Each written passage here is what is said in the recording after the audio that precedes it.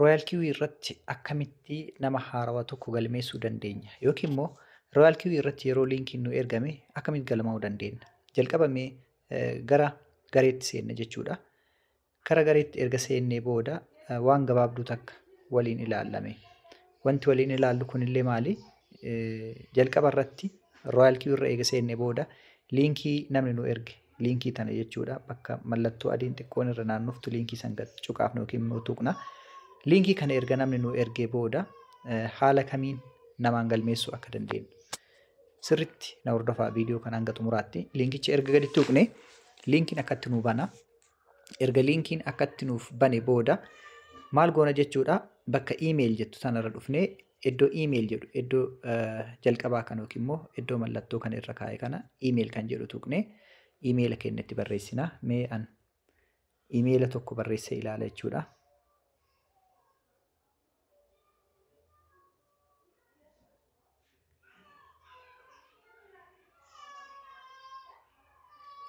Hayyee iimeeyila itti barreessee jira. Haarawa galmaa'uudhaaf deemaa jira waan ta'eef jechuudha. Sana booda send code kan jedhu kana tuqee gara iimeeyila kiyyaatti koodii ergisiisa. Erga koodiin naa ergame booda maal godhaa?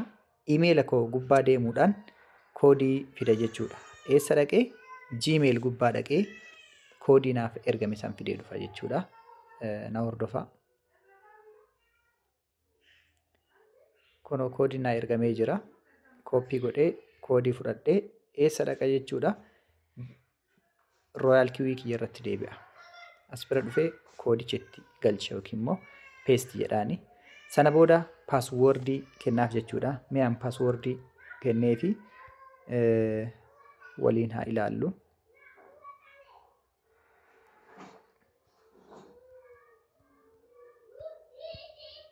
Paaswoordii wal fakkaataa iddoo kanattis itti galchuu qabda. Mee an amma fakkeenyaaf isinitti agarsiisuuf jechuudha kan barreesse. Irra caalaa paaswoordii yeroo akkatti barreessitan osoo jecha darbii wahii waliin barreessitanii irra filatamaadha. Lakkoofsa qofa osoo hin tahin mallattoolee akka aatii kana fa'aa kunoo aatii jenneeni yookiin immoo qubee wahii itti goona jechuudha. Akka hin irraanfanneef aatii jenneeni ammallee qubee wahii itti goona jechuudha. Qubee kaayii gurguddaadhaan itti barreessee jira.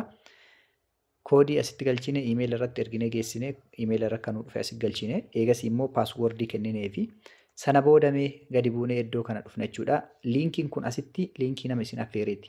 5W6UH dha. Nama yeroo galmeessitan liinkiin kun keessan ta'uu isinillee yeroo liinkii keessan xumuruu irratti barreeffamni akkanaa dhufe barreeffama sanii wal fakkaachuu ilaalaa. Akka nama biraatiif riiferaala biraa hin taane nama biraatiif hin galmoofne jechuudha. Sana booda riijistar kan jedhu cuqaafna yookiin immoo tuqna jechuudha. Ergasii mallattoo akkanaa isinii fida. Kuni qormaata jechuudha. Bakka mallattoon akkanaa jirturra fidaatii walitti galchaa isiniin jedha. Sarara asii tana tuqxanii xiyya kana tuquudhaan garana harkistanii walitti galchitu jechuudha. Mee haa ilaallu. Kunoo fidee jira. Gubbarraan kalaa'ee akkatti istireetii galchuu qabdan. Biras dabarsuu hin qabdan, hanqisuu hin qabdan, cinas irra kaa'uu hin qabdanii akkatti wal qixxeessanii gad lakkisuu qabdan quba keessaniin. Sana booda maal jedhaa?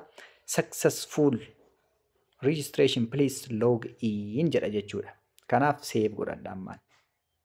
Isa kana eessarratti seef godhattaa naan jedhe. Kan irratti seef godhadhu iimeeluma tokkicha irratti seef godhadha. As biratti immoo I understand jettanii bira kuttu. Understandii kana erga tuqee booda maal naan jedha? Of eeggannoon guddaan isin godhuu qabdan. Eega galmooftanii xumurtanii as geettanii booda daawunlood tan jettu tana tuquun appilikeeshinii buufachuu qabdan. Play Store irraa dogongortanii appilikeeshinii akka hin buufne yoo daawunloodii siistama galmee kanaan hin ta'in jechuudha. Maaliif jennaan dogongoraan liinkii biraa buuftanii dogongoraan Royal Kiwi fakkaataa biraa buuftanii hatamuu dandeessu. Install kan jedhu cuqaastu sana booda install inni godhee daawunlood isinii godhee hanga xumuruu obsaan eegdu jechuudha.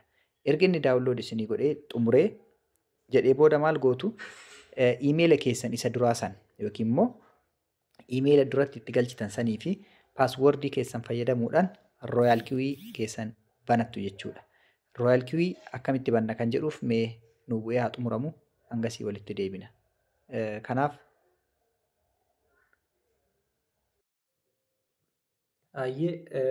maashinatti Royal Kiwi erga buufannee booda akkamitti Royal Kiwi fayyadamuu dandeenya?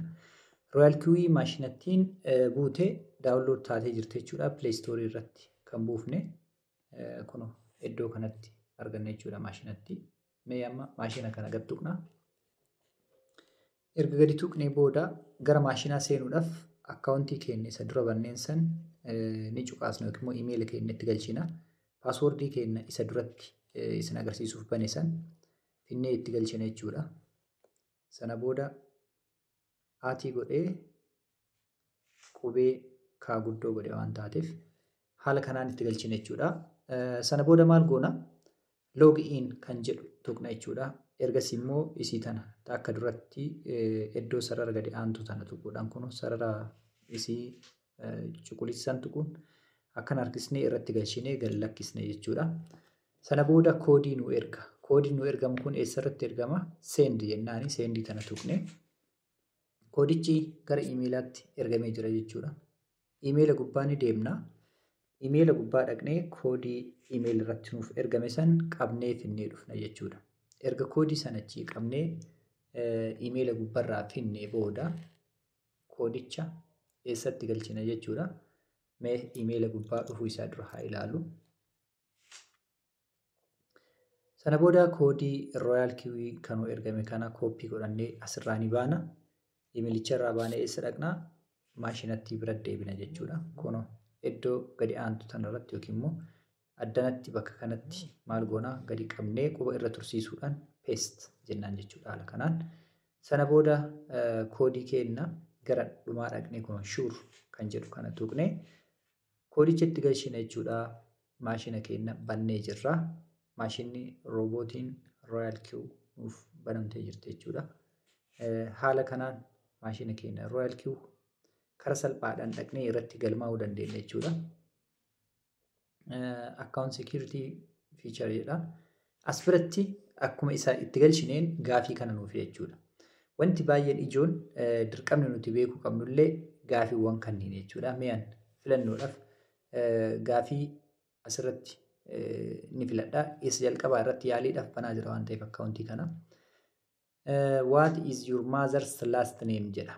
Maqaan haadha keetii kan xumuraa maali? San jechuun maqaa haadha keessanii kan abbaa isaanii jechuudha. Fakkeenya maqaan haadha tiyyaa Hadiisaadha. Maqaan abbaa isii mootiyyuu Hasan. Hadiisaa Hasan jedheen jechuudha. Gaafii lammaffaas ni filadha. Brand your first telephone. Bilbilli kee inni jalqabaa gaafii kana filadheen. Brandii kasii ta'u kamii jennaani.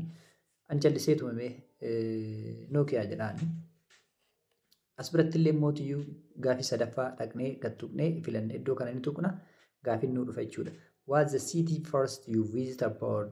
What's the name of all you attend? School you attend jechuu barbaade jechuudha. What's your child nickname? What's the city you born? Magaala ati itti dhalatte eessa jedha. Mee anas biratti illee magaalaadhuma itti dhaladhe takka callisee isii filadhee boolloo jedheetuma guuta. Akkanan rakkisnetti jechuudha. Kanaaf erga gaafiiwwan filannee deebii filannee booda isa kana maal goona jechuudha. Screenshot goonee kaayanna. Just akkaawuntiin kun yaaliidhaaf kanan banaa jiru. Isin immoo siiriyeessidhaaf isinitti agarsiisuuf banaa jira waan ta'eef dhugaadhaan qabadhaati. Akkaawuntii kana fakkaatu banadhaa jechuun barbaada. Sana booda maal goona? Gara xumuraa kana dhufnee dan kan jedhu tuqna. Haala kanaan Royal QE keenya bannee jirra. Get start jedha ni tuqna. Sana booda maashinattiin teenna hojii eegaltee jirti.